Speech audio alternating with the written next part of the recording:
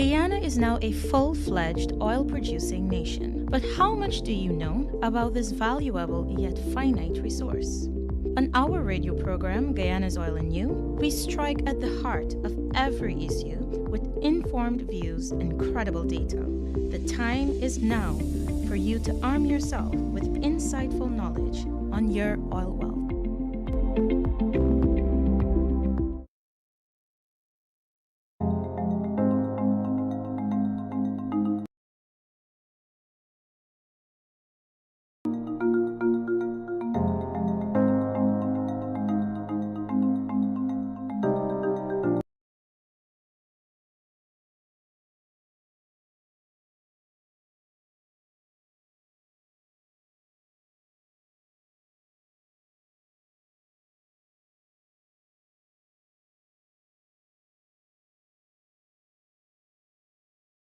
Oil wealth.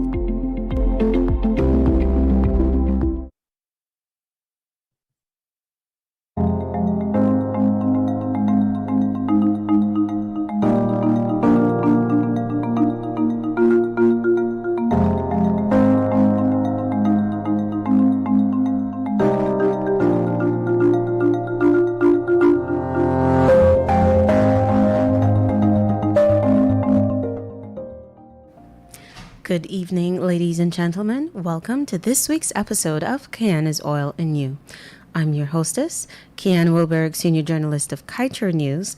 And this evening, we will be discussing two very important countries in the entire oil and gas industry, and that's Guyana and Suriname. They've emerged as critical emerging markets, and everyone's excited to see what's going to play out with these two nations.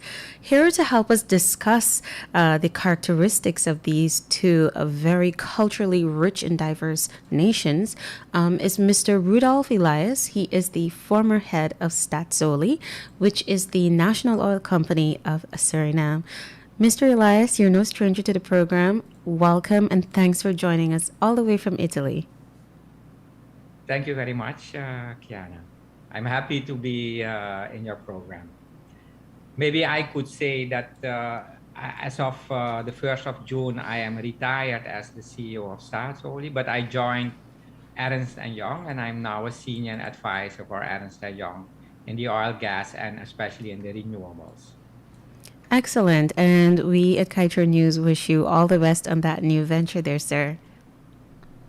Thank you. All right, so without further ado, we'll head into the first question for tonight's program. Mr. Elias, Guyana and Suriname have emerged as the two exciting oil-producing provinces of the region. But there have been renewed calls for a quick transition to renewables given the impacts we've been seeing about climate change. Sir, can you tell us what's your take on what the path forward should be for these two nations that have uncovered very vast resources in their basins? The first thing, which is of course very important, is Guyana is already 5 to 6 years ahead of Suriname because Suriname is not yet producing in the offshore. Maybe Suriname is 40 years ahead in oil producing because we are producing onshore, but that are relatively very small amounts. Yes, of course, nowadays everybody talks about renewables and everybody talks about the transition and everybody talks about the fact that oil and coal are finite in the energy mix, and gas will be some kind of a transition fuel for the future. Both Suriname and Guyana have a lot of nice, clean, light oils, and we have a lot of gas. So I think if you ask me my personal opinion, that both Suriname and Guyana will be producers of oil for the coming 100 years. Because oil, and especially gas, will remain in the energy mix for a long time to be. Then we are also, of course, low-cost producers. So because we are low-cost producers, that means that by the time that all the high-cost producers are already stopped because they are too expensive, or bankrupt because they are too expensive, we will still be producing. yes, of course, and I think that it is very good that we go towards renewable energies, and it is very good that we have a good look into how can we contribute to that. And but again, I think that in the energy mix, because remember the population of the world will keep growing, and as you can see that we would like, I mean, we are big energy users, and of course Europe and the US, they are going down in the use of coal and oil. At least this is what they hope that they will do between now and 2030. But they only have 700 million inhabitants, and there are still 7 billion people around the world. And those 7 billion people don't even use 20% of the amount of energy that we use.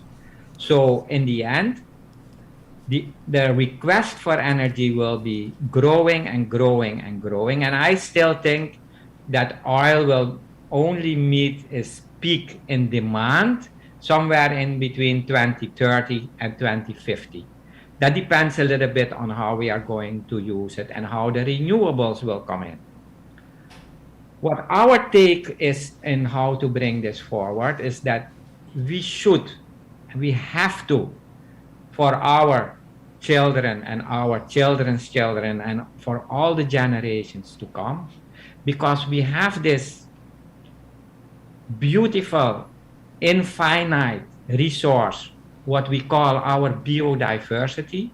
And we should somehow, as Guyana and Suriname, come together and say, what is now a good way to spend our dollars for the future generations? Is that let's take our complete jungle and let's take, and just let's say, let's keep it as it is, that biodiversity, and let's keep it there for the young people to grow up with. And then when the oil, the finite thing, might be over 50 or 100 years from now, we still have this prestigious jungle and biodiversity, which will catch a lot of carbohydrates and which will create a lot of oxygen.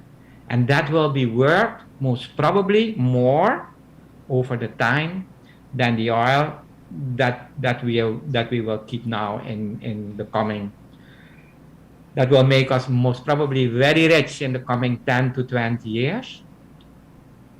And that will maybe last for another 50, 60, or maybe 80 years.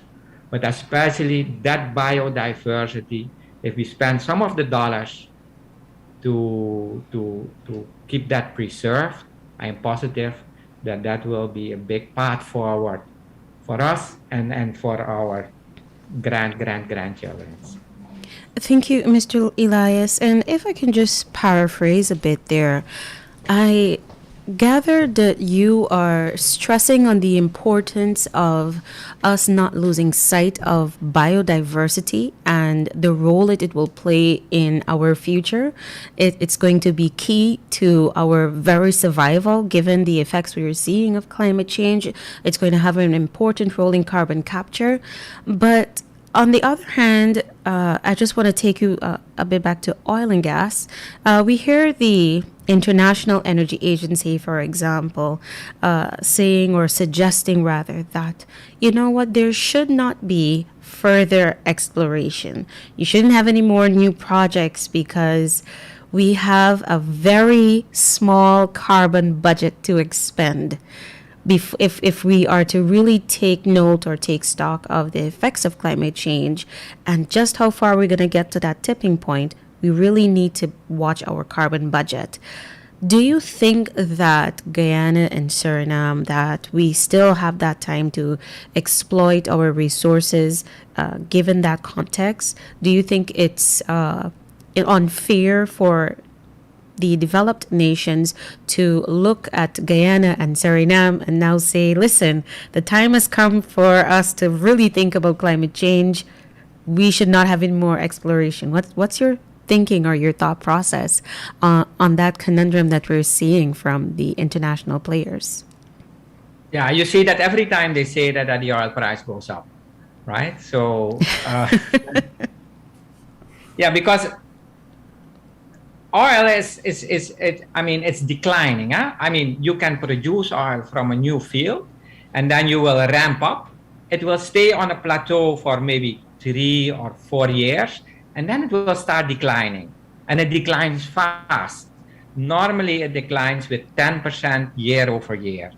So that means that if we do not explore and if we not develop the oil that we know is there at the moment, that means that on a certain moment we will start declining.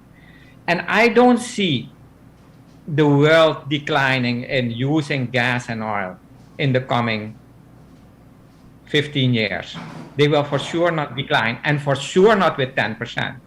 So we have to keep exploring and we have to keep developing in order to still the hunger of all these people that are dying for energy. It's very unfair of the civilized world, and I mean with that Europe and the United States and Canada, to say to us, the developing world, used to stop using energy. We should use energy, but we should use it wise. And yes, we should fight for renewables, and yes, we should strive very hard to find something that will replace oil in the future. We should stop with coal. I mean, even stopping with coal is so difficult, and we have gas to replace coal, and we have oil to replace coal. But will we stop with using coal in 2030? No. At this moment, China and India said, no, I mean, we would love to, but we can't. And what about the Philippines? What about full Africa, who is starting to develop? I mean, those are 3, 4, 5 billion people that are hungry for energy. And you cannot tell them, no, you cannot live in a house, or no, you cannot drive a bicycle, or no, you cannot drive on a road, or no, I mean, you cannot go on a holiday once in 5 years, or whatever. I mean, they will not be as big energy consumers as we are. But believe me, the world, and you can see that also in Guyana and in Suriname, I mean, we are prospering from the oil that is coming out, and Suriname also from the gold that is coming out. But you feel when the economy is growing, we are using more energy. And you can see that in Guyana, and you will see that also in the world. You will see that in India, you see that in China. Their economy is growing, so they are using more energy. And energy is everything. Huh? I mean, your chair is made with energy. Iron is made with energy. Your car is made with energy. Your bicycle is made with energy. You keep your home cold or warm with energy. Hospitals are run with energy. Without energy, we are poor. So we will keep using energy. And I think that oil, and especially gas, will be part of the energy mix for a long time to come. Thank you for that perspective there, Mr. Elias. I'd like to take you now to a very important topic, a topic that I know you're quite passionate about, and that has to do with local content. And I am aware that Suriname is doing its best to ensure that its people have a place in getting opportunities in the growing oil industry there. And with that said, I know that you're also aware that Guyana is also doing its part. In fact, on I think it was last week, the president and the vice president had announced that Guyana would have its local content legislation passed quite soon, and that is before the parliament. Now, the big question is, oil and gas, it's a lot of money. It can bring a lot of opportunities, but it can also open the door for patronage and corruption. How do you suggest we prevent that from happening? You know, this is one of the most difficult questions that they always ask me, because I am a local content pusher, and I've always been a local content pusher. But the problem is if you push local content too much and you don't leave it a little bit open for the industry to act on it, you can also push it too much and then you will get the Dutch disease. Or then suddenly you see that you don't have enough laborers and you don't have enough craftsmen to create the economy that you try to create with the local content. And then everybody will start fighting for the same resource. Everybody will start fighting for the same people that work for them. And they say, okay, I will pay you a little bit more, so come to work for me. No, I will pay you a little bit more, and I will pay you a little bit more. And then on a certain moment, you will get an influx of foreigners, which is also not so good. So we should be very careful with local content policies, that we also leave it a little bit to the industry. Yes, on a certain moment you can say, I want all the materials to come from local shore bases. Yes, I want you to use local fuel. Yes, I want to have only local people on the FPSOs in the coming 10 years. There should not be more than 2% or 3% expatriates. That's good. But you should understand that you should not push it too much, because otherwise it can be counterproductive. So I am in favor of laws, but I'm not in favor of too much laws, because too much laws will create what I call that Dutch disease. And of course, patronage. You see that it doesn't work everywhere. It doesn't work in countries like Saudi Arabia and in a lot of the African countries where they say we have to do a certain amount of local content, even though they have a huge population to tap from. Our population is so small. Together, Suriname and Guyana have 1.3, 1.4 million people. I mean, before you know it, there are no more taxi drivers. Before you know it, there are no more construction workers. Before you know it, there are no more welders or electricians, because they all went to the FPSOs and they all went into the oil industry. And then how will we fill that gap? With people from Venezuela, with people from Santo Domingo, with people from Haiti? Is that what we really want as a country? That's also what we should ask. So it is very difficult, I think, for politicians. It's one of the biggest challenges that they have, to do it right, not to overdo it, but also not to don't do it enough. So yes, I mean, it took Guyana now 4 or 5 years to make this local policy law. I am positive they thought a lot about it, and that when it will pass, that it will assist them in keeping corruption low and keeping the Dutch disease out. Thank you for that. Now, I know Statsoli celebrated this week its 41st anniversary, and Statsoli has quite the experience in ensuring opportunities are there for its people, the citizens of Suriname, to benefit from. With that said, sir, what would you suggest are some of the key opportunities that we should not allow to slip through our fingers? What are some of the fundamental demands that we should make on international oil companies as it relates to local content? What is, I think, the most important thing that Guyana should do is they should open a national oil company. It's not because I was the CEO of a national oil company and I worked there for so long, but I saw the power that it has when you have knowledge.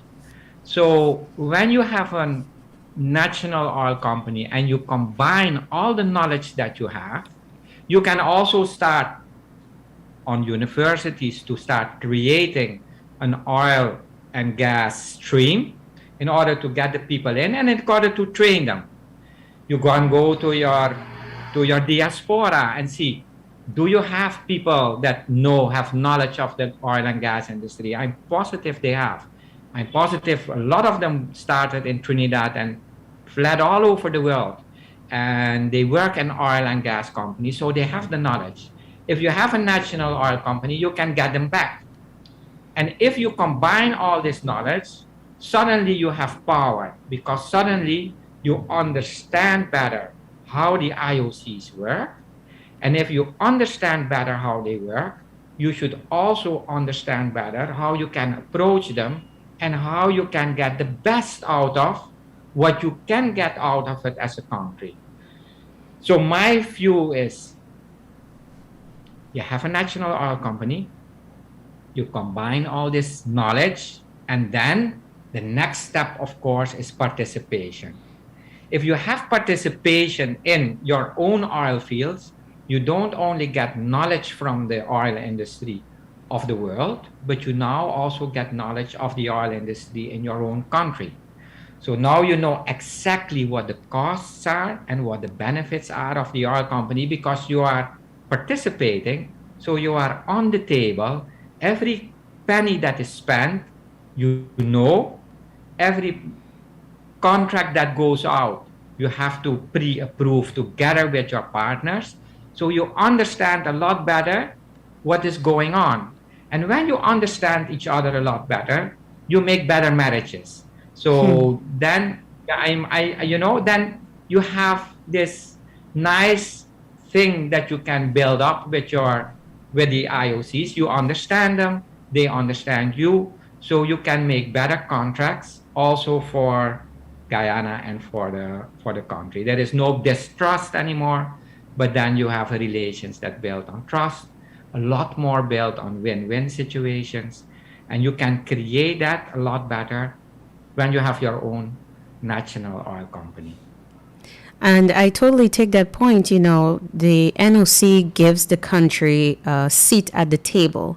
And Statsoli has a lot of experience in having a seat at the table and watching how oil companies operate. And on that note, I'd like to ask you just to share some of the Surinamese experience in how you've gone about keeping costs to an economical level and ensuring that, the burden is not too much on either of the parties. What's the experience of Suriname in going about auditing the cost of oil companies to reduce costs, and what's the experience in reviewing FDPs, field development plans, and mistakes you would say Guyana should avoid? Yeah, so this is based on the experience and the knowledge that we have. Yes. As a national oil company. What we did on a certain moment is, of course, one, we sent our people in the IOCs just for them to do a stage, just for them to understand better how they think. So a lot of our people went out for not for 2 weeks or 3 weeks to the IOCs, but start working in the IOCs for a year or for 1.5 years, just for them to understand better how that works on the other side. Then we said on a certain moment, look, the chance that we will find oil offshore is so big that we have to start putting up an offshore department in our NOC and to start building knowledge. So what we did is we hired a very knowledgeable expatriate, and we said, you will be the director in the board of directors of our national oil company, a foreigner, but you will run the offshore department and you will train our most talented people in order to understand better how the IOCs work and how the field development plans work. So we created this whole department, and we did that already 6 years ago. So that means that by the time that we hit our first oil, that by that time we were already knowing exactly what we could expect because we were trained, we went abroad, we had a huge department with a lot of knowledgeable people to make us understand what we should and what we should not expect. And then, of course, we are partners in the process. So that is Staatsolie can also be a partner in the offshore. So we are 20% partner, for example, in Block 58. Yes. The moment that the first development will take place, Staatsolie will have all the insights of what the oil companies will do in order to start the development, because we are a partner. So it is not that you should ask for something, but you will get everything because you are a partner in front. So this is a two-way street. One, we build the knowledge to become a partner. Two, we build the offshore department in order to be a good counterpart for the field development plans that the IOCs will present to us. And sometimes we do not fully agree with what they do. And they have to live with that because the national oil company has a lot of power in order to guide the IOCs in what to do and what not to do. Because it remains, no matter what you do, it remains the oil of Suriname. The oil is not from the contractor. It's our oil, and they have a contract that they can take it out. And because they take it out, they can use so much of it. But the biggest part of the money that will flow and the oil that will flow to Suriname. So with the oil company, Suriname gets to keep a watchful eye on the expenses, and you have been preparing for this opportunity since 6 years ago. Yes. Okay. Correct. Now, unfortunately, Guyana is on the back end when it comes to the preparation for this. But be that as it may, is there any advice that you can offer our authorities here on how they might be able to catch up as quickly as possible, given your experience and the Suriname's preparation process? Is there any advice you can offer us? Yeah, well, I gave a lot of advice in the past when I was the CEO of Staatsoli, also towards this government. But I am positive that my replacement, Mr. Ananja Gesser, who is now the CEO, has very close contacts with the government of Guyana. And I know that they are talking, and I know that we assist in any way that we can assist. We will assist the Guyanese government in order to be successful. And I know that there is also a lot of knowledge already in Guyana about the oil. The only thing but that is a personal thing, what I say that they should do, they should combine all the knowledge and make a national oil company. So for everybody, it is clear. You want to discuss oil, don't discuss it with don't discuss it with that, discuss it with your national oil company. Also give them the power to discuss everything about oil. So there is no misunderstanding anymore with nobody. In Suriname, there was no misunderstanding ever with somebody of an oil company you want to discuss. Go to the national oil company because they have all the licenses, they have the power to negotiate, they have all the knowledge, but they also have all the concessions. Duly noted, sir. On the note of licenses, I'm sure you would have heard that Guyana is expected to embark on its first licensing round next year, the third quarter of next year. What's your advice for us on making the best of this opportunity? I would say just go around the world and tell them that you will have this license around. Because that's the biggest part.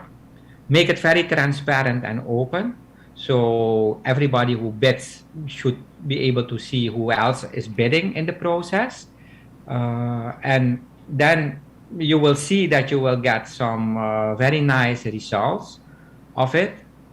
And what I should say is, anybody that bids, be sure that Guyana has a part of the pie. I'm not talking about money. I'm not talking about the oil, but a participation right. Because participation gives you so much more knowledge than just normal education. Duly noted, sir. And just as a follow-up to that, do you think the pursuit of seismic surveys before we even head into something like that, first off, understanding what's the prospectivity of what we have out there, do you think that would also boost our chances in the bid rounds? Yeah, Yes, this is the funny thing, huh? Because it is, yes, of course, the more seismic you have, the better IOC can see the prospectivity of the block and the more the IOC can bid.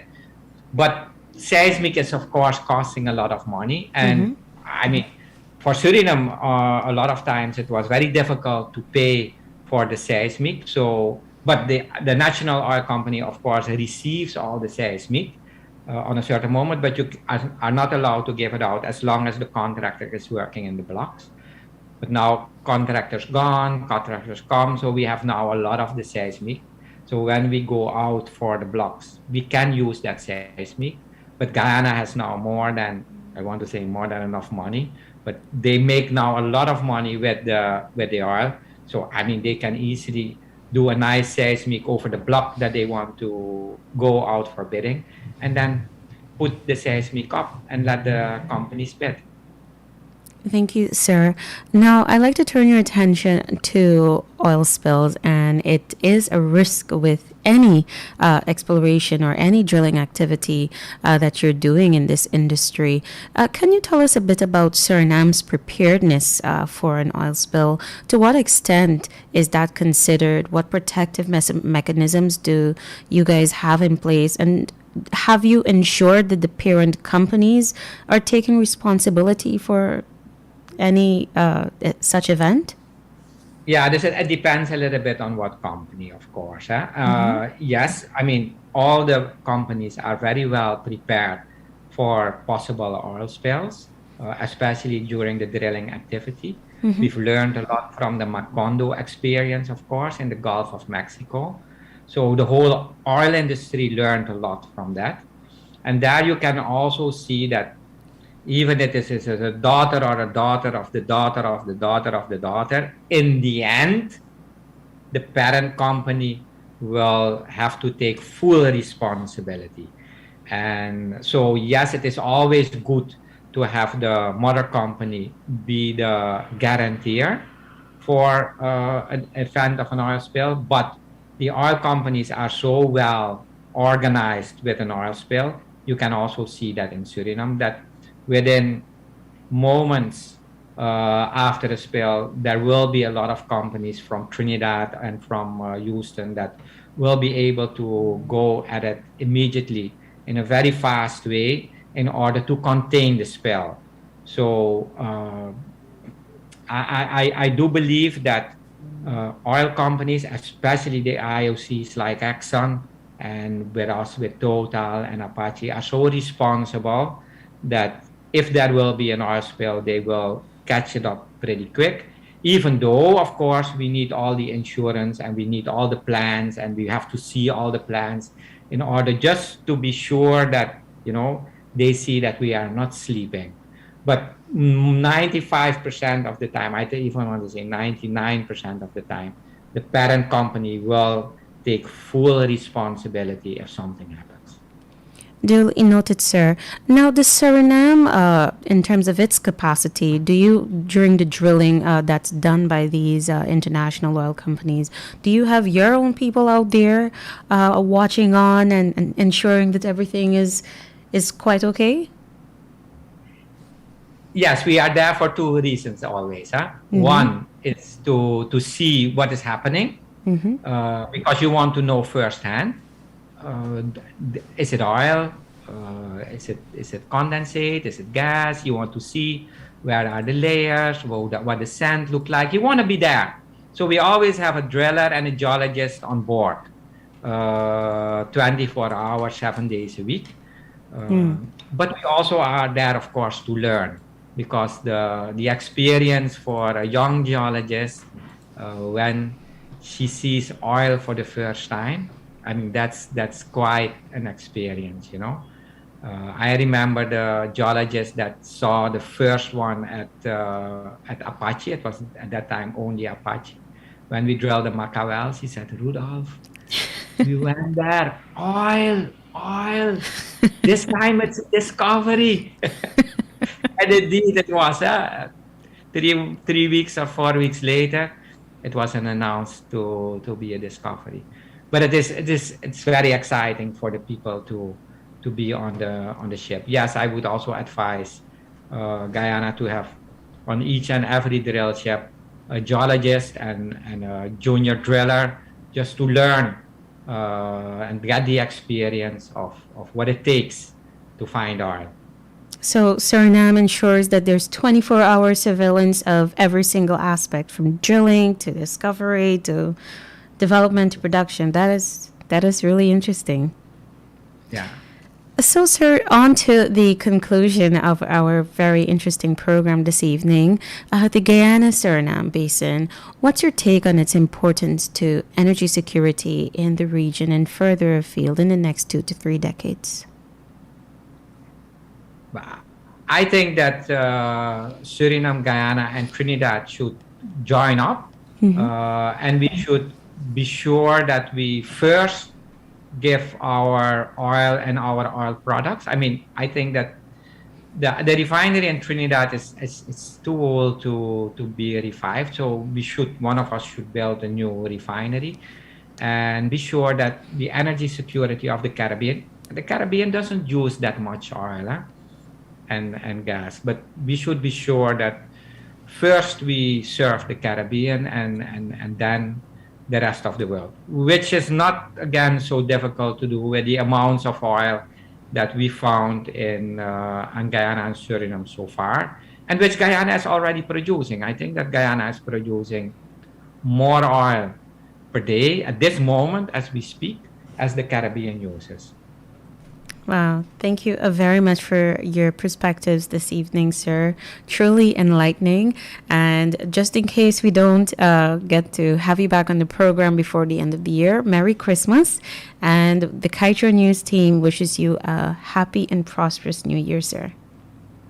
And the same to you all, and to Guyana and to Suriname. I hope that we start working a little bit more together. And again, with your first question, especially on our most prestigious, as pristine resource, our biodiversity. Thank you very much, Kiana. Thank you again, sir. And to our viewers and listeners, we do hope that you have a wonderful evening. Do continue to stay safe.